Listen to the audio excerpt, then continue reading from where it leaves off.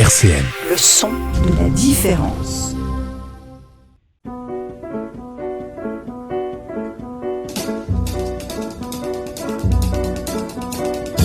Dialectique sur RCN, Lionel Courchinou.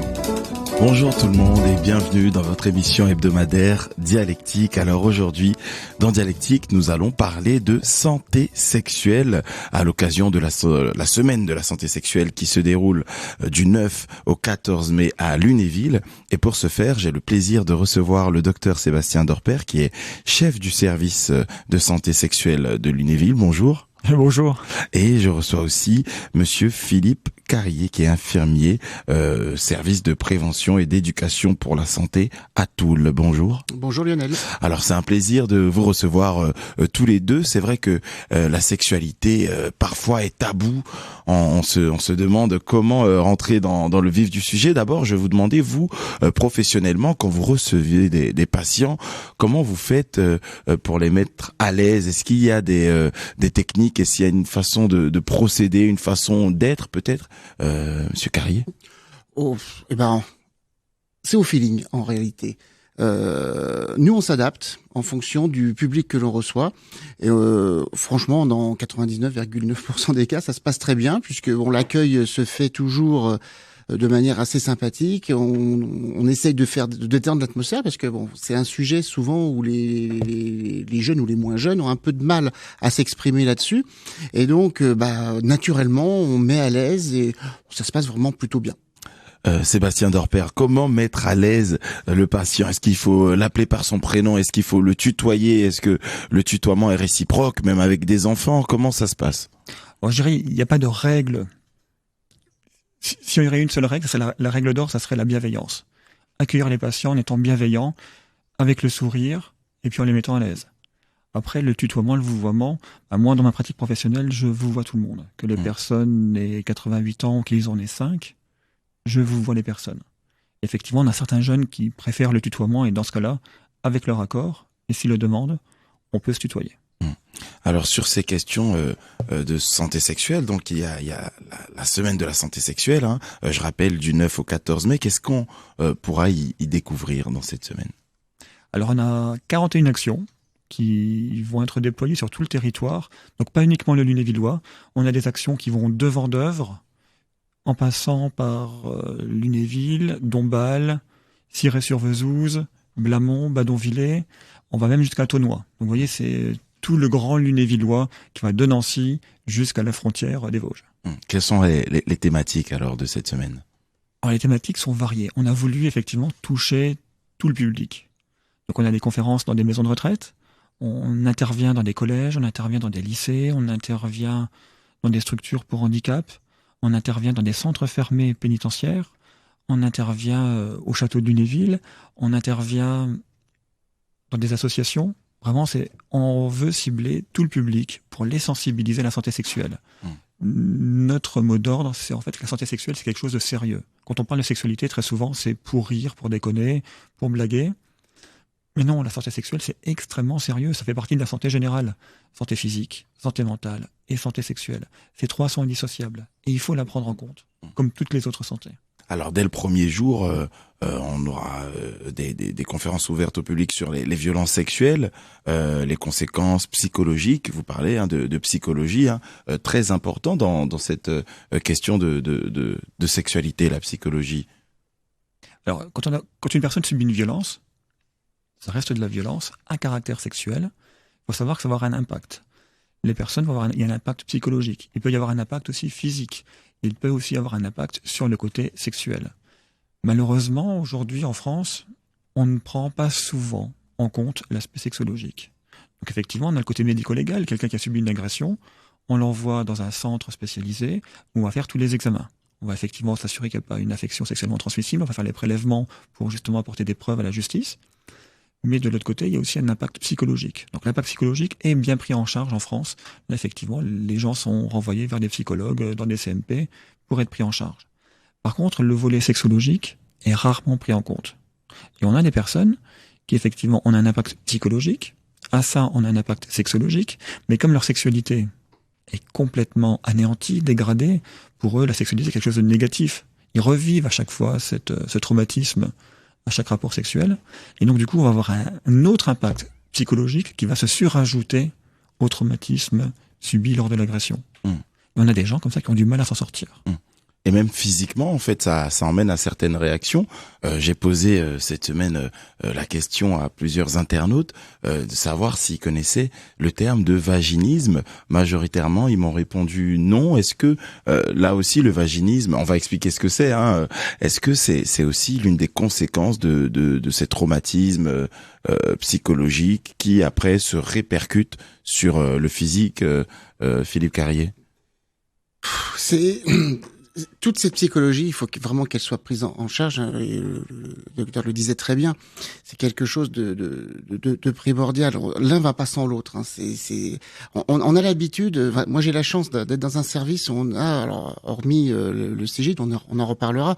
On prend en charge dans sa globalité le patient. Je pense qu'aujourd'hui, on a encore quelques efforts à faire de ce côté-là. Et en tout cas, la santé sexuelle et toutes ces différences, tous ces thèmes qui sont à l'intérieur de cette santé sexuelle doivent être pris en compte et en tout cas ne pas être dissociés. Voilà. Et aujourd'hui, quelquefois, on a des petites dissensions comme ça. Et si on pouvait prendre vraiment globalement tout ça, c'est sérieux. La santé sexuelle, on n'en parle pas. On parle souvent. On a des campagnes on avait des antibiotiques, c'est pas automatique. On avait fait la campagne sur le papillomavirus, le cancer du col de l'utérus. On a fait quelques. Mais sur la santé sexuelle, c'est reste toujours un tout petit peu tabou quand même. On est dans une société où on a du mal à en parler. Alors en fonction des générations, ça bouge, les lignes bougent tout doucement, mais voilà, dans les familles, moi j'en parle avec mes patients et mes patientes. En famille, la jeune fille va pas parler de ses règles avec son papa, par exemple. C'est plus difficile pour les jeunes filles que pour les jeunes garçons.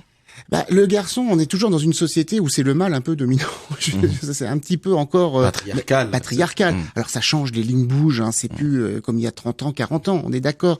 Mais ça reste quand même un peu le mâle et donc on dit souvent le garçon qui a eu plein de copines, il est super et tout. Si c'est une fille qui a eu plein de copains, on n'utilise pas les mêmes termes. Donc ça c'est encore très ancré dans la tête de nos jeunes. Il n'y a pas que ça. Donc voilà, les lignes bougent, oui, mais il y a encore beaucoup de travail, énormément de travail. On est sur la bonne voie, on est quand même sur la bonne voie, mais voilà, il faut qu'on travaille. Je rebondis parce que il y a une question qui a été posée par une internaute, à savoir à partir de combien de partenaires ou de rapports sexuels serais-je susceptible d'être considéré comme étant une nymphomane? Alors, ça me fait rire, je suis désolé. Je vous en prie, Sébastien Dorfer. C'est horrible. C'est horrible. On peut avoir 100 partenaires. Est-ce qu'on est nymphomane? Non, quoi. La sexualité, c'est quelque chose de joli, c'est quelque chose de beau, c'est un partage entre deux personnes. Alors, je vais aller même plus loin, en tant que sexologue, je suis assez ouvert d'esprit. Alors, excusez-moi si mes propos peuvent choquer. Moi, je considère que la sexualité, c'est une interaction sociale comme une autre. On va des fois au restaurant avec des amis. Pourquoi est-ce qu'effectivement, à un moment donné, il y a deux personnes qui se plaisent, deux personnes qui sont attirées l'une par l'autre? Pourquoi est-ce qu'à un moment donné, ils ne peuvent pas mettre en parenthèse leur vie conjugale, leur vie sociale, et partager un moment de plaisir entre eux? Cette question-là, elle est lourde de sens et elle fait écho à ce que Philippe Carrier disait sur ce sentiment de culpabilité chez les femmes ou chez les jeunes filles quant à leur sexualité, si elle en vient à être aussi débridée que celle du jeune garçon d'en face qu'on traitera de Don Juan, justement. Et puis là aussi, débridée, ça veut dire quoi? Est-ce que dès lors que on change de partenaire, on est débridé? Est-ce que parce qu'effectivement on a des partenaires de manière séquentielle, c'est-à-dire que je change de partenaire tous les ans, est-ce que parce que je change de partenaire tous les ans mais je reste fidèle à mes partenaires, est-ce que ça fait quelqu'un de moins de débridé? Est-ce qu'on est obligé d'être toute sa vie enfermé sous le couvert du mariage ou du Pacs, enfin tout ce qui est on va dire sociologique, on peut être enfermé dedans? Est-ce qu'on est plus heureux? On a des couples qui, parce que c'est comme ça, parce que on nous a appris qu'on devait toute sa vie être ensemble pour le meilleur et pour le pire. Très souvent, on a des couples qui sont là pour le pire, toute leur vie, à souffrir. Mais non, quoi. On a le droit au bonheur, on a le droit d'être heureux, on a le droit d'être bien, on a le droit d'être épanoui. Alors, on va revenir sur la question du vaginisme. C'était la question de base. Qu'est-ce que c'est le vaginisme pour nos auditeurs, nos auditrices? Alors le vaginisme, c'est une contraction involontaire des muscles du périnée qui font que toute pénétration est impossible. Et si on essaye de forcer, ça fait extrêmement mal. Donc les femmes qui souffrent de vaginisme, alors il y a plein de raisons. Il y a plein de raisons, mais celle que vous avez abordée, effectivement, c'est les violences. Très souvent, une femme qui a été agressée sexuellement peut souffrir de vaginisme. En fait, le corps va se protéger. De manière inconsciente, on va fermer la porte d'entrée. Un blocage. C'est un blocage. En fait, l'inconscient va tout fermer. Donc les muscles vont être hyper contractés et donc il sera impossible de pénétrer au niveau vaginal. Alors, donc pour les femmes qui peuvent en souffrir, il y a aussi là une volonté de les rassurer en leur disant ce n'est pas une absence de désir forcément, c'est juste une réaction. C'est une réaction du corps. C'est pas du tout une absence de désir. C'est pas parce que vous n'aimez pas votre partenaire. C'est pas parce qu'effectivement vous n'êtes pas amoureuse. Non, ça n'a rien à voir. C'est le corps, de manière inconsciente, qui se protège. Alors, les personnes qui souffrent de vaginisme, je vous invite à aller consulter un sexologue parce que ça se soigne. Faut pas rester avec. Il y a des gens qui restent avec 10, 15, 20 ans. Non, vous avez le droit au bonheur, vous avez le droit d'avoir des orgasmes, vous avez le droit d'avoir du plaisir, vous avez le droit d'explorer votre corps. C'est pas une fatalité. Et les femmes qui restent avec ce vaginisme sans en parler, finalement, ça va créer des douleurs. Alors oui, des douleurs et surtout une incapacité à pénétrer. Alors je dis pas qu'effectivement que toute sexualité doit être pénétrante. On peut avoir une sexualité épanouie sans pénétration. Là-dessus, on est Mais pour entièrement celles qui d'accord. le veulent. Mais pour celles qui veulent, effectivement, pourquoi s'interdire des choses par peur d'aller en parler? Ça se soigne très bien.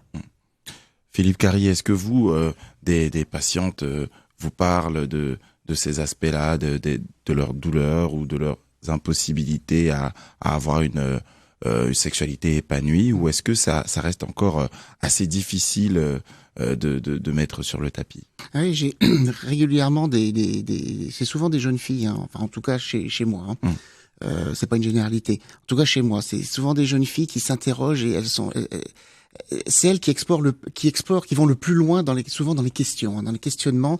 Elles sont quand même plus ouvertes que les garçons. Hein, là-dessus, Plus curieuses.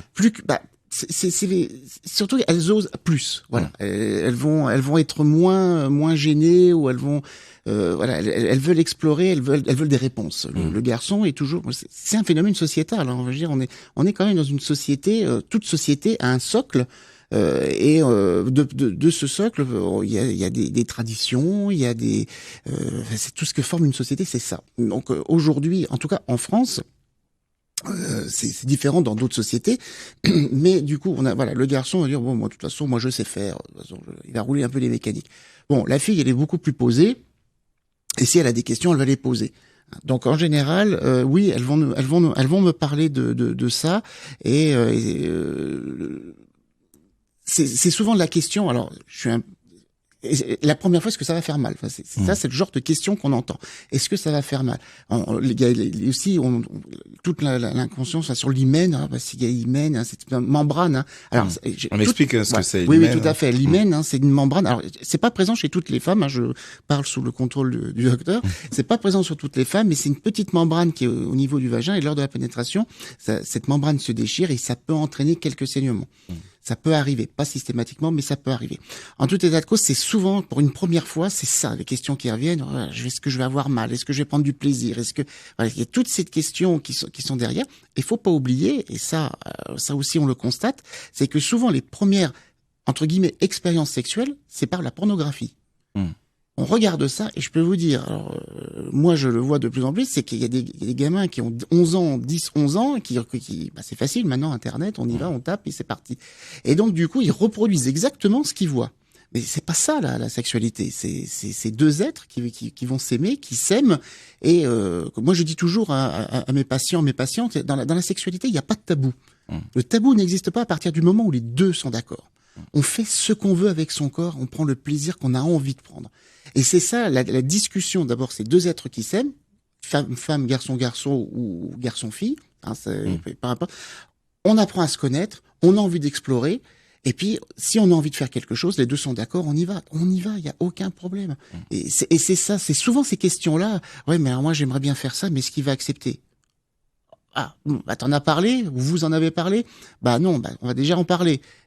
Et tout ça fait que ces petits micro-blocages, ou même quelquefois gros blocages, peuvent laisser après libre cours à chaque fantasme. Donc vous suggérez aux jeunes qui commencent leur sexualité à deux, en tout cas, d'en discuter. Bien beaucoup. sûr, il faut en discuter. Je dis toujours, il n'y a pas de tabou. Hein. Si je peux rajouter, Oui, il n'y a oui, pas de tabou, et je dirais même pas que quand on commence la sexualité. Tout au long de la vie, en fait, on change, on évolue, notre façon de penser, notre façon d'être, nos goûts changent. Donc au niveau sexuel, notre sexualité, elle n'est pas la même à 20 ans, elle n'est pas la même à 30 ans, elle n'est pas la même à 40, elle n'est pas la même à 60. Elle est évolutive. Et donc il est important de discuter tout le temps. Un couple qui dure, un couple qui est épanoui sexuellement, ils vont échanger, ils vont communiquer sur ce qu'ils aiment pas, et ils vont pouvoir évoluer ensemble. Malheureusement, on a beaucoup de couples, moi je reçois des fois des couples qui viennent, et le mec vous dit moi je fais ci, moi je fais ça, ma femme elle adore ça. Et quand je vois la femme après un part, elle me dit non mais arrêtez, je suis sûr qu'il croit que ça j'adore, mais je déteste. Et en fait, c'est comme si vous prenez deux personnes au hasard dans la rue, que vous les mettez ensemble et que ils improvisez, qui racontaient n'importe quoi. C'est exactement pareil. Aujourd'hui, on a des couples qui sont là depuis 10, 15, 20 ans ensemble, et au final, ils se connaissent pas. Parce qu'ils n'échangent pas. Et en parler, c'est progresser, c'est mieux se connaître, et donc parler de sexualité, c'est aussi parler de santé. Santé, c'est le titre du morceau qu'on va écouter tout de suite. C'est un morceau de Arnaud qui nous a quittés il y a 2 semaines. Repose en paix, Arnaud. 13h, 14h, Dialectique sur RCN, Lionel Courchinou. Et on est sur RCN 90.7 à l'occasion de la semaine de la santé sexuelle. Donc, je reçois le docteur Sébastien Dorper, chef du service de santé sexuelle à Lunéville, et monsieur Philippe Carrier, infirmier au CEGID et au service de prévention de l'éducation pour la santé à Toul. Donc, on parle de santé sexuelle, on a parlé des hommes, mais j'aimerais approfondir cette notion un peu patriarcale qui subsiste dans notre société. On en parlait pendant la pause musicale. C'est vrai qu'on n'est pas sur un même pied d'égalité à la naissance. Parfois, les jeunes garçons ont l'impression de tout savoir, et puis vient l'adolescence et même jusque l'âge adulte, et des problèmes arrivent, des problèmes d'éjaculation précoce, des problèmes érectiles qui ne sont pas réservés uniquement aux seniors, contrairement à ce que dit la légende urbaine. Qu'est-ce qu'il en est, Sébastien Dorper? Alors c'est vrai que la pornographie, on sait que c'est la voie d'entrée, malheureusement, actuellement, vers la sexualité. On a beaucoup de jeunes qui regardent du porno très tôt. Et du coup, pour eux, c'est leur normalité. Pour eux, c'est comme ça qu'on doit faire. Donc, quand tu débutes de la sexualité, il y a cette injonction à la performance. Il faut bander dur longtemps, et il faut éjaculer des quantités énormes que physiologiquement on est incapable de faire. Et en plus de ça, il faut... Alors les quantités énormes, c'est vrai, ça veut dire que en moyenne la quantité c'est quoi? J'ai entendu une cuillère à café, c'est ça? À peu près équivalent. C'est l'équivalent d'une cuillère à café à peu près. Et dans la pornographie, vous avez des litres qui sortent. Des litres, exactement. C'est en fait, ils prennent soit du Gaviscon ou alors un peu de crème avec de l'eau qui mélange, et puis voilà, ils balancent ça hors champ de caméra. Puis les jeunes sont angoissés à se dire j'ai un problème. La taille du pénis. Dans les pornographies, vous avez forcément les mecs qui ont les plus gros pénis. Donc du coup... Ils sont pris sur casting, donc il y a une sélection qui est faite. Il y a quand même une sélection qui est faite. Donc du coup, les jeunes, ils angoissent. Les jeunes qui ont un pénis de taille normale, ils angoissent, ils stressent, ils se disent mais je suis pas comme tout le monde. Regardez pour ceux les plus anciens d'entre nous. Années 80, années 90. Tout le monde à l'école prenait des douches collectives. Ça choquait personne. Aujourd'hui, il n'y en a plus. Alors, il y a plein de raisons. Il y a le côté pudeur, il y a le côté religieux, il y a plein de choses. Mais moi, je rajouterais en plus de ça le côté pornographique. Parce que si vous regardez du porno avec des pénis qui font plus de 20 cm, et puis vous vous dites, merde, moi, il manque quelque chose, vous n'allez pas prendre de douche collective, parce que vous aurez peur qu'on se moque de vous. Oui, je pense que ça joue aussi là-dedans. Sur les problèmes érectiles, ils sont pas réservés qu'aux seniors, Philippe Carrier. Oh, non, ça touche tous les âges. C'est vrai que dans la conscience qu'on dit, plus on vieillit et plus moins, désolé, on ment de mou. Alors ce qui est pas toujours vrai, puisqu'il y a quand même la sexualité des seniors, elle existe. Et il y en a qui ont plus de 80 ans et qui ont une santé sexuelle totalement normale et qui en profitent toujours. Des pannes sexuelles, alors déjà, ça arrive. C'est pas une tare d'avoir une panne sexuelle, et ça peut arriver à tout le monde, avec sa femme ou avec sa copine ou avec son copain, ou voilà, ça arrive à tout le monde. C'est plus courant que.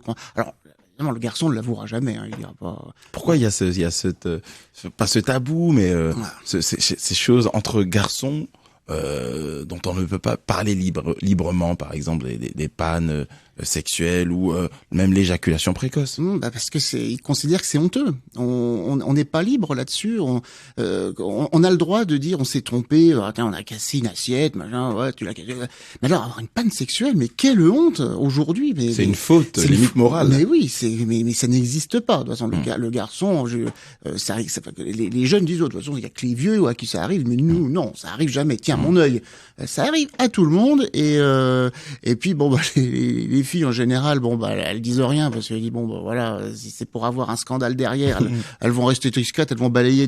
Mais les garçons, voilà, je le disais tout à l'heure, c'est très sociétal. Enfin, il y a quand même on est dans des sociétés où il y a des choses, des tabous, où les choses ne se disent pas forcément.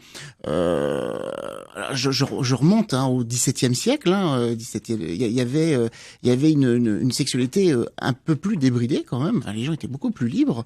Alors il y avait moins l'information que maintenant, et ça aussi, c'est un vrai problème, c'est de l'information. Tous les réseaux sociaux... on va en parler, de cette information. Ça va trop vite. Sur l'éjaculation précoce, est-ce que c'est une fatalité? Un garçon qui est éjaculateur précoce de façon récurrente, est-ce que... Alors je dirais, il est tout à fait normal. C'est-à-dire, génétiquement, on est programmé pour éjaculer rapidement. Vous regardez tous les mammifères éjaculent vite, pour pouvoir... Qu'est-ce qu'on appelle vite en moyenne en termes de temps? C'est rapide, moins d'une minute, 2 minutes. Vous voyez, c'est je pénètre, il faut éjaculer. Donc les animaux, c'est ça. Il faut pouvoir transmettre ces gènes à la descendance. Donc il faut être le premier à éjaculer. L'être humain n'échappe pas à cette règle. Par contre, c'est au cours de nos expériences, par l'apprentissage, qu'on va apprendre petit à petit à gérer son stress, à gérer son excitation, pour pouvoir éjaculer, je dirais, quand on veut. Vous voyez, c'est important. Et ça s'apprend. Aujourd'hui, en France, on a 1 personne sur 3 qui est éjaculateur prématuré. C'est énorme. Une personne sur 3. 1 personne sur 3 souffre d'éjaculation prématurée. Donc la définition, c'est on éjacule en moins de 2 minutes. C'est énorme. C'est énorme. Et pourtant, ça se soigne très bien. Comment? Alors comment? La cause, elle peut être multiple. Elle peut être soit psychologique. Dans ce cas-là, il y a un traitement psychologique. Elle peut être physique. On sait que les hommes qui ont des freins courts, qui ont une hypersensibilité au niveau du gland, vont éjaculer plus vite. Ou alors, tout simplement, c'est un défaut d'apprentissage. Dans 90% des cas, c'est un défaut d'apprentissage. Dans ce cas-là, il faut aller voir un sexologue pour être coaché, accompagné. C'est tout bête, on donne des exercices à faire à la maison pour en fait réapproprier son corps, apprendre à le connaître. Et quand on connaît son corps, on maîtrise. Donc si c'est 90% des causes viennent de là, c'est qu'il y a une vraie... il y a un vrai travail à faire quant à l'amélioration de la connaissance de son corps chez les jeunes hommes et chez les jeunes filles. C'est comme un pâtissier, je leur dis toujours, est-ce que vous êtes capable de faire un beau gâteau magnifique tout de suite? Et les gens me disent, non, ça s'apprend. Eh la sexualité, ça s'apprend aussi. C'est pas inné. On ne naît pas en sachant avoir des rapports sexuels. La sexualité, elle n'est pas du tout innée. C'est quelque chose qui s'apprend. Et elle va s'apprendre au cours de la vie. Et malheureusement, comme on l'a dit tout à l'heure, il y a cette injonction. L'homme, il sait tout. L'homme, il est puissant. L'homme, il sait faire. Mais malheureusement, l'homme, il sait rien faire. L'homme, il a besoin d'apprendre comme tout le monde. Alors, on parle de libido. On va parler du côté des femmes. Est-ce que la pilule peut être à la cause d'une baisse de libido? Alors là, je prends ma casquette de pharmacien. La pilule, effectivement, c'est un médicament. Un médicament où on peut avoir différents types de molécules dedans. Alors on a 2 catégories, je vais faire simple. On a les pilules dites progestatives, donc on a une seule molécule dedans, où effectivement, là on sait que la libido, très souvent, elle est fortement impactée. Après on a les pilules œstroprogestatives, on a 2 molécules dedans, et on va, selon les personnes, avoir plus ou moins de baisse de libido. Alors, C'est pas parce qu'on prend la pilule qu'on va forcément avoir une baisse de libido. C'est ce qu'on appelle ça un effet indésirable lié au médicament. C'est pas un effet secondaire qu'on a automatiquement. Donc l'idée c'est, je prends ma pilule, j'essaye.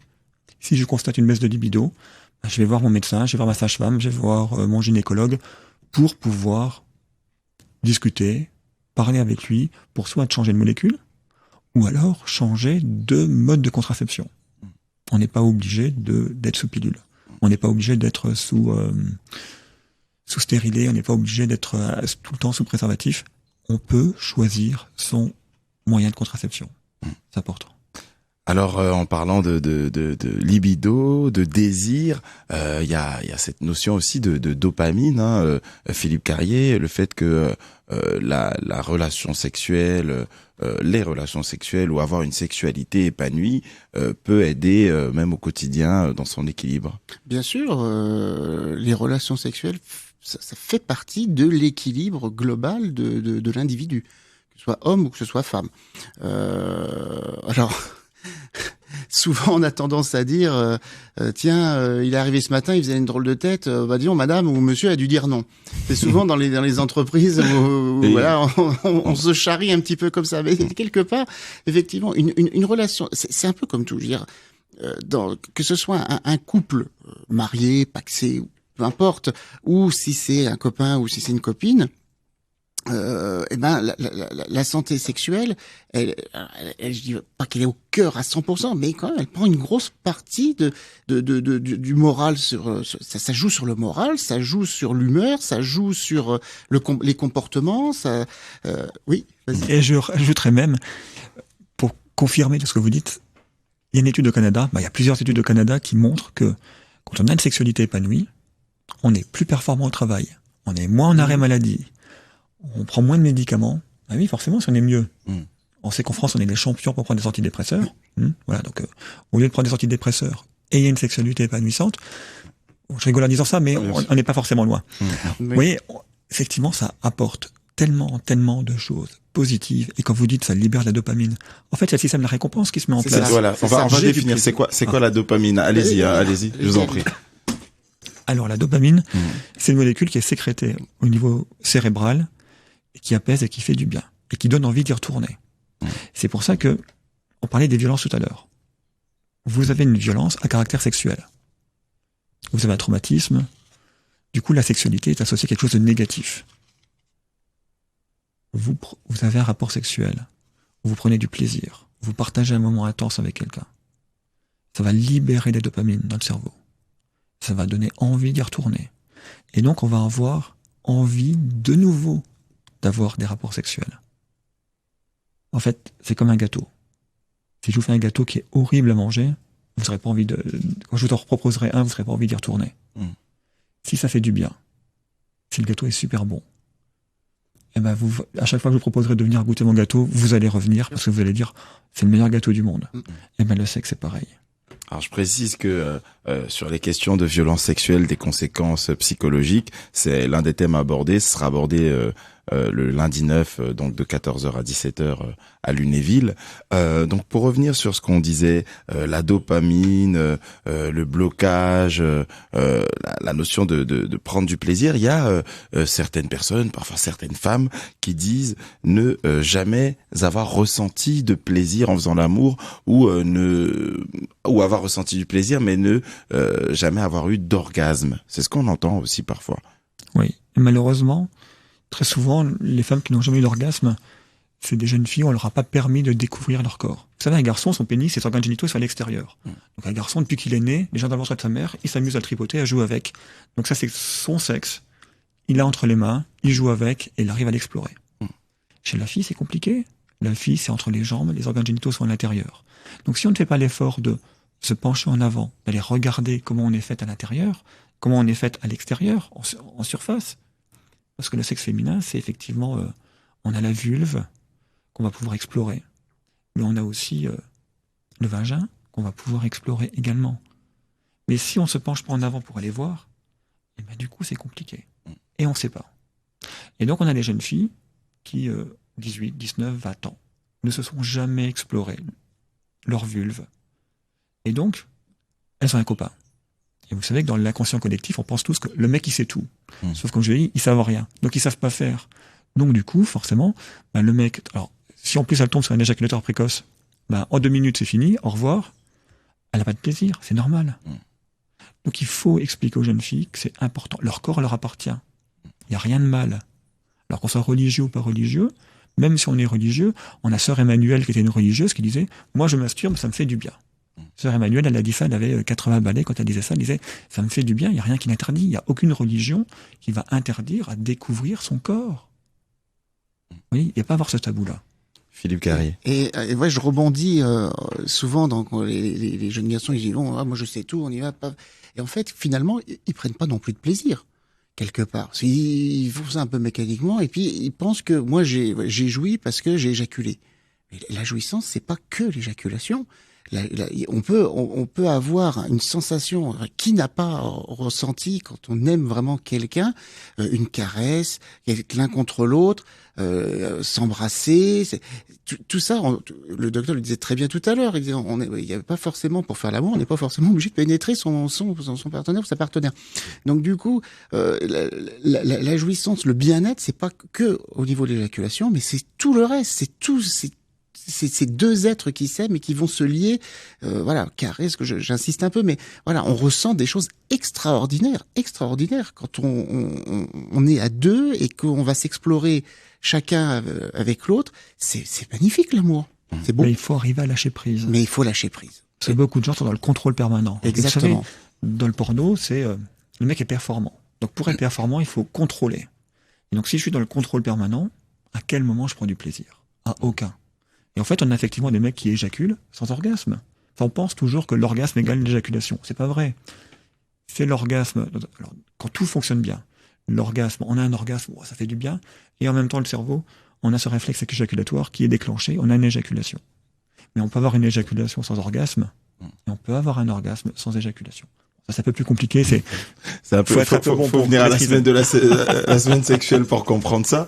On parle beaucoup de plaisir justement par cette absence de plaisir. On a vu sur les réseaux sociaux ces dernières années, il y a quand même des paroles qui se sont libérées quant à la sexualité et de plus en plus de personnes qui ont dévoilé le fait d'être asexué. Comment ça s'explique? Est-ce une réalité? Est-ce qu'on peut être réellement asexué? Alors, il y a plusieurs écoles et il y a plusieurs définitions de la sexualité. Définissons-les. Alors, je vais pas la donner parce qu'effectivement, il y a la moitié des auditeurs qui vont dire non, c'est pas celle-là. Donc, du coup, il y a pas de consensus sur la définition de la sexualité. On n'est pas forcément vraiment d'accord là-dessus. Donc, du coup, je vais pas rentrer dans ce piège-là, c'est contre-productif. Par contre, la sexualité, pour moi, c'est quelqu'un qui n'a pas d'intérêt pour la sexualité. Hormis le côté plaisir. Mais si vous avez jamais pris de plaisir, si vous ne savez pas ce que c'est un orgasme, comment voulez-vous avoir un intérêt pour la sexualité? Moi, j'ai des patients et des patientes qui sont venus me voir pour me dire je suis asexuel. Ok, pas de problème. Alors, ils me disent confirmez-le-moi, que je le dise à mon conjoint pour justifier qu'effectivement je suis asexuel. Je précise, y a des personnes qui sont en couple, donc qui aiment leur partenaire, mais qui n'ont pas de désir sexuel envers celui-ci, c'est bien ça la question. Il n'y a aucun intérêt par rapport à la sexualité. Et puis ils me disent, confirmez-moi que je suis asexuel, comme ça il sera content, et puis c'est accepté. Alors je dis, avant de dire ça, je vais vous donner des exercices à faire. Vous allez les faire. Et puis on reverra après. Les faire seuls ou en couple, du coup? Les faire seuls. L'idée c'est de redécouvrir son corps, et moi je les amène justement à avoir un orgasme. Et puis quand je les revois 1 mois, 15 jours, 2 mois après, ça dépend du temps des personnes, ils me disent, je crois que j'ai eu un orgasme. C'était extraordinaire. Je comprends maintenant pourquoi toutes mes copines me disent que le sexe c'est génial. Et vous voyez, toutes ces personnes asexuées qui sont venues me voir, alors pour l'instant, c'est mes stats à moi, c'est bien sûr, national. Et toutes les personnes ont découvert le plaisir et ont, du coup, eu une attirance, un intérêt pour la sexualité.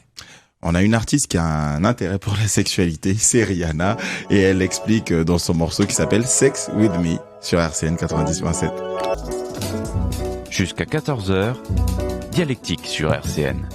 Et on est sur RCN 90.7 à l'occasion de la semaine de la santé sexuelle. On parle donc de sexualité avec le docteur Sébastien Dorper, chef du service de santé sexuelle à Lunéville, et monsieur Philippe Carrier, infirmier au Cégide, service de prévention et d'éducation pour la santé à Toul. On parlait de sexualité, on vient d'écouter Rihanna, qui est une chanteuse mais aussi une influenceuse. Et d'ailleurs, en parlant des influenceurs et influenceuses, il y en a une autre, alors qui n'est pas du tout artiste comme Rihanna, qui s'appelle Maëva Guénam et qui en mars dernier a fait un buzz, enfin plutôt un bad buzz sur les réseaux sociaux en vantant des capsules pour les jeunes filles qui permettraient de resserrer leur vagin de telle sorte à ce que leur conjoint ne soit plus infidèle puisqu'il sentirait beaucoup plus de plaisir en pénétrant un vagin très très serré. Forcément, cette influenceuse a été reprise de volée par plusieurs médecins. Je voulais vous demander votre avis sur ces pratiques, qui ne sont pas singulières. Ce n'est pas la seule. Maëva Guénam, ce n'est pas pour la pointer du doigt. Il y a d'autres. Il y a une autre influenceuse aussi qui a fait une chirurgie pour se reconstruire l'hymen, pour avoir un vagin, dit-elle, d'une jeune fille de 14 ans. Et une autre influenceuse aussi qui vendait des capsules de parfumées pour les vagins des jeunes filles, mais finalement ça a irrité les vagins. Sébastien Dorper. Alors, je vais être cash. Bêtise, pour pas être plus vulgaire, quoi. Il faut arrêter toutes ces conneries. À un moment donné, c'est pas parce que le vagin est plus resserré que le mec va avoir plus de plaisir et qu'il va rester avec vous toute votre vie. L'amour, c'est beaucoup plus compliqué que ça, c'est beaucoup plus complexe. Effectivement, tout à l'heure, on parlait du vaginisme. Contraction involontaire des muscles du périnée pour resserrer et fermer le vagin. Ben, ça s'apprend. Vous voyez, on peut jouer avec son périnée. Et effectivement, lors des rapports sexuels, on peut resserrer un peu plus. Les prostituées, c'est ce qu'elles font. Les prostituées, elles serrent à fond les muscles du périnée. Du coup, elles sont extrêmement serrées. Du coup, le mec, en 2 minutes, il éjacule et c'est fini, client suivant. Donc ça s'apprend. Ça s'apprend, ça se travaille. Et on n'est pas obligé de prendre des capsules qui sont des molécules, très souvent, on ne sait pas d'où elles viennent. Il n'y a aucun contrôle pharmaceutique dessus, où on ne sait pas du tout ce qu'il y a dedans. On a des choses qui sont irritantes, qui sont dangereuses. Non, ne vous amusez pas à ce genre de bêtises, quoi. On n'a pas besoin de ça. On peut simplement aller voir une sage-femme, aller voir un sexologue, aller voir des gens qui sont formés en santé sexuelle et qui vont vous apprendre, justement, à moduler le plaisir, à moduler l'intensité des muscles pour, justement, vous éclater sexuellement. Philippe Carrier. Je sens dépité. Oui, bon, après, alors, que ces personnes-là le fassent sur elles-mêmes, bon, voilà. Moi, ce qui me gêne, c'est le terme d'influenceur ou d'influenceuse. Influencer, c'est pas anodin, le terme. Influencer. Quand on regarde la définition du dictionnaire, voilà, c'est influencer. Enfin, je veux dire, c'est bon. Alors moi, c'est ça qui me gêne le plus. Qu'elles fassent ce qu'elles veulent, bon, c'est leur santé. À la limite, il y a des millions d'abonnés bien sûr, qui achètent ces produits. Bien sûr. Et puis il y a des gens qui vont croire. On le sait très bien. De toute façon, les réseaux sociaux, il suffit de balancer une fake news comme ça. Et puis vous avez beau prouver par A plus B que c'est faux. Une fois que c'est lancé, c'est lancé. Et on dit toujours, il n'y a pas de fumée sans feu. Ça, c'est souvent ce que disent les gens. Donc c'est ça la dangerosité de l'affaire, c'est ça. C'est qu'il y a des gens qui sont derrière, qui vont le croire et qui vont le faire. C'est la désinformation et la méconnaissance aussi parfois de son corps. On revient à ce que Dr Sébastien Dorper disait. Si une jeune fille sait qu'elle peut apprendre à muscler son périnée, elle a moins tendance à aller vers ces influenceuses et leurs produits. Oui, on n'a pas besoin de tous ces artifices. Enfin, à partir du moment où on se connaît, t'as pas besoin de tout ça. C'est naturel, ralenti, feu. Et d'ailleurs, cette notion de périnée qu'on apprend à contracter, il est aussi question lors de la sexualité après accouchement. C'est ça. Effectivement, on sait que beaucoup de femmes après un accouchement vont effectivement faire de la rééducation du périnée. Rééducation du périnée, très souvent, on parle effectivement pour éviter d'avoir des fuites urinaires plus tard. L'idée, c'est de maintenir, de garder la vessie relativement haute pour effectivement éviter d'avoir ces fuites urinaires plus tard. Mais ça sert aussi à retravailler, rééduquer, d'avoir effectivement un vagin qu'on va pouvoir un peu plus resserrer, qu'on va avoir plus de plaisir lors des rapports sexuels. Vous voyez, le retour à la sexualité après la naissance, c'est quelque chose qui est très sérieux. Moi, j'ai malheureusement des fois des femmes qui viennent me voir et qui me disent... Quand est-ce que je peux retrouver une sexualité ? Parce qu'en fait, personne n'ose en parler, n'ose en aborder. Et donc, du coup, effectivement, un enfant, quand il sort, ça peut faire des déchirures, ça peut faire des dégâts. Et donc, du coup, on se dit, mais quand est-ce que je serai de nouveau prête pour retourner? Vous voyez? Il y a parfois aussi une honte qu'on entend de la part de femmes qui se disent être des femmes fontaines. Déjà, c'est quoi la définition d'une femme fontaine? Physiologiquement, quel est ce phénomène? Comment on peut l'expliquer? Et puis, quel rapport à son corps avoir après qu'on ait découvert ça? Ça, c'est une question compliquée. On est là pour vous pousser dans vos oui, retranchements. Ça, c'est bien. Alors, aujourd'hui, une femme fontaine, c'est une femme, effectivement, on fait le parallèle avec l'homme. L'homme, quand il a un orgasme, très souvent, il y a une éjaculation qui l'accompagne. Et on se dit, une femme fontaine, lorsqu'elle a un orgasme, elle a aussi comme une éjaculation qui accompagne, et il y a effectivement du liquide qui va sortir. Alors aujourd'hui, on ne sait pas trop d'où ça sort. Il y a des gens qui pensent que c'est de l'urine. Donc effectivement, on a des jets d'urine qui sortent. On a certaines glandes qui peuvent aussi sécréter, mais vous savez, une petite glande, ça ne va pas sécréter beaucoup de liquide. Donc en fait, on a un mélange de tout ça. Et aujourd'hui, on pencherait plutôt effectivement pour ça, de l'urine qui sorte. Quand on parle de femme fontaine. Après, il y a la femme fontaine, très souvent, qui est aussi pris pour une femme qui lubrifie beaucoup. Donc voilà, la définition de femme fontaine, c'est une femme lors de l'éjaculation qui va effectivement beaucoup... Il y a du liquide qui va sortir. Alors, en plus ou moins grande quantité. Est-ce qu'il faut en avoir honte? Quel rapport avoir avec... Chaque corps est différent. À un moment donné, physiologiquement, on est tous différents. On va réagir différemment. Si une femme lubrifie plus que la normale, c'est sa physiologie. Il faut l'accepter, il faut faire avec. Alors oui, il y a des mecs qui adorent, oui, il y a des mecs qui détestent. C'est comme tout. Il y a des mecs qui ont on change pas la taille de son pénis, il y a des mecs qui ont des petits pénis, il y a des mecs qui ont des plus grands pénis. On s'adapte. On va toujours trouver, on dit toujours, on trouve toujours chaussure à son pied. Et ben là, c'est pareil. À un moment donné, on va toujours trouver quelqu'un qui va nous aimer pour qui on est. Donc il n'y a pas à avoir peur parce qu'on lubrifie plus, on lubrifie moins, ou alors je suis une femme fontaine ou j'en ne suis pas. Il y a des hommes qui raffolent les femmes fontaines. Il y en a qui n'aiment pas. Philippe Carrier? Oui, après, comme disait très justement le docteur, voilà, chacun peut trouver chaussure à son pied. En tout cas, il faut pas en avoir honte. On est comme ça. On n'a pas à avoir honte de son physique. On n'a pas à avoir honte de sa couleur. On n'a pas à avoir honte de sa démarche. Eh ben, on n'a pas à avoir honte de ses pratiques sexuelles ou de sa physiologie sexuelle. Voilà. C'est aussi simple que ça. Alors, on va parler de contraception aussi. La question est, quelle est la meilleure contraception vis-à-vis des hormones pour les femmes? Parce qu'il y a parfois certaines femmes qui disent avoir avec la pilule de l'acné d'adulte. Mais je dirais, il n'y a pas une meilleure que l'autre.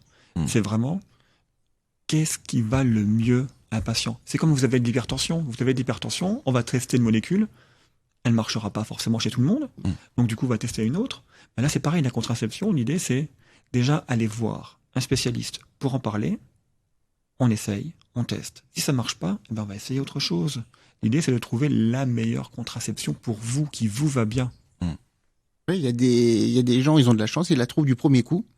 Et puis, pour d'autres, c'est plusieurs. Il faut passer par la pilule, par le stérilet, par l'implant, et c'est vraiment très très très variable. Donc, s'il y a un message à faire passer pour les jeunes filles, c'est dire ne désespérez pas. Il y a forcément quelque chose qui va vous convenir. Ne désespérez pas.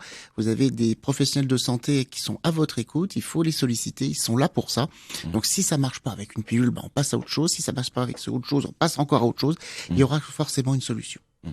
Il y a certaines filles aussi, parce que avec les scandales qu'on a eu avec les pilules ces dernières années, qui en ont plus recours à la pilule et qui en même temps ne prennent pas de préservatif et donc qui ont recours à ce plan B, donc soit la pilule du lendemain. Quels sont les risques de recourir souvent à la pilule du lendemain, par exemple? Il faut rassurer, il n'y a pas de risque. Beaucoup de gens entendent des légendes urbaines en disant attention, si vous l'utilisez trop, vous risquez d'être stérile. Non, ça c'est de la connerie. Il faut pas avoir peur. Il vaut mieux, effectivement. J'ai eu un rapport à risque, non protégé, Donc du coup, il y a double risque. Hein. Il y a le risque d'avoir une grossesse non désirée, mais il y a aussi le risque d'avoir des infections sexuellement transmissibles. Et ça, c'est vraiment, vraiment important. Il faut jamais l'oublier, quoi. Donc quand on va à la pharmacie récupérer la pilule du lendemain, il faut aussi penser à aller faire un test de dépistage des IST. Les deux vont ensemble. Et pas simplement dire je regarde que le côté contraception. Non, il y a aussi le côté risque des IST. Donc, il n'y a pas de risque. Si j'ai pris un risque, eh ben oui, je vais prendre une pilule le lendemain. Il n'y a pas à avoir honte, il n'y a pas à avoir peur. C'est normal. Par contre, les professionnels de santé doivent vous expliquer, vous prendre en charge et vous expliquer, bon, là, ça fait déjà plusieurs fois que vous prenez la pilule le lendemain. Pour vous, c'est quand même embêtant, quoi. Donc, pourquoi on n'essaierait pas ensemble de trouver une contraception qui vous va bien? La pilule du lendemain, c'est pas un moyen de contraception. Voilà, très clairement. Après, effectivement, là où il faut insister vraiment, c'est en cas d'accident de préservatif ou le volet contraception. Alors, attention, hein, il faut pas hésiter. Hein, c'est pas, il y a un accident, on va prendre la pilule en main, c'est fait pour ça. Il faut absolument pas. Je dis pas qu'il faut en abuser, mais enfin, il faut y aller. Il faut pas hésiter une seule seconde. Mais il faut pas hésiter, et ça c'est super important, c'est effectivement, on le disait tout à l'heure, les dépistages, hein, on a 48 heures pour agir, en gros. Quand je dis 48 heures, c'est, on connaît par exemple, moi j'ai eu le cas, une jeune fille, elle connaissait pas le partenaire, elle l'a rencontré, elle savait pas qu'il était, il y a eu un accident de préservatif, elle est venue. Qui était le partenaire? Je sais pas, je l'ai rencontré comme ça. Ok, pas de souci, ça arrive, on a le droit de se faire plaisir comme ça. Mais du coup, le statut sérologique de la personne, donc de ces maladies, elle ne l'avait pas. Elle n'avait pas moyen de le retrouver. Résultat, donc nous, dans les CGID, on le fait, on a des prises de sang, on fait un bilan, et en tout cas, quand on a moins de 48 heures, on peut leur proposer un traitement prophylactique, c'est un traitement en prévention du virus du sida. Et ça c'est capital, c'est primordial d'agir dans les 48 premières heures. Au-delà de 48 heures, c'est fini. On attend, on croise les doigts. Mais de là, moins de 48 heures, là, il y a quand même toutes les chances, tous disons que les indicateurs sont à fond pour dire, voilà, dans les 48 heures, on peut agir. Donc, faut se tourner vers qui? Dans Alors, ces cas-là, soit sur un CGID, soit le médecin traitant, si on le connaît, il peut tout de suite orienter, et les services des urgences. Je le dis souvent quand je fais de l'information, il vous arrive un accident de préservatif, n'attendez pas qu'il soit 10 heures du matin ou 4 heures du matin, vous allez dans un service d'urgence, vous expliquez la situation et on peut mettre en route un traitement très vite, tout de suite, si c'est nécessaire. C'est pas systématique puisqu'il y a quand même des questions qui sont posées. On lance pas un traitement comme ça. Mais en tout cas, voilà, il faut pas hésiter. C'est vraiment, s'il y a un message que nos auditeurs et nos auditrices doivent entendre, c'est vraiment celui-là. N'hésitez pas, vous avez 48 heures. Il vous arrive un truc, ça arrive l'accident de préservatif, ça arrive à tout le monde. Voilà, c'est pas grave en soi, mais en tout cas, agissez vite. Sébastien Dorper, le mot de la fin. Les urgences, nos amis urgentistes sont disponibles 24 heures sur 24. Donc quand on dit on a 48 heures, mais plus c'est pris tôt, mieux c'est. Voilà. Plus on a de chances effectivement de contrer effectivement ce risque-là. Donc n'hésitez pas, nos amis urgentistes sont là pour vous accueillir en cas effectivement d'accident, d'exposition à un liquide biologique. Merci beaucoup tous les deux. Donc merci docteur Sébastien Dorper, merci Philippe Carrier. Et quant à nous, chers auditeurs, on se retrouve la semaine prochaine à la même heure. Au revoir. Merci. Au revoir. Merci. RCN, www.rcn-radio.org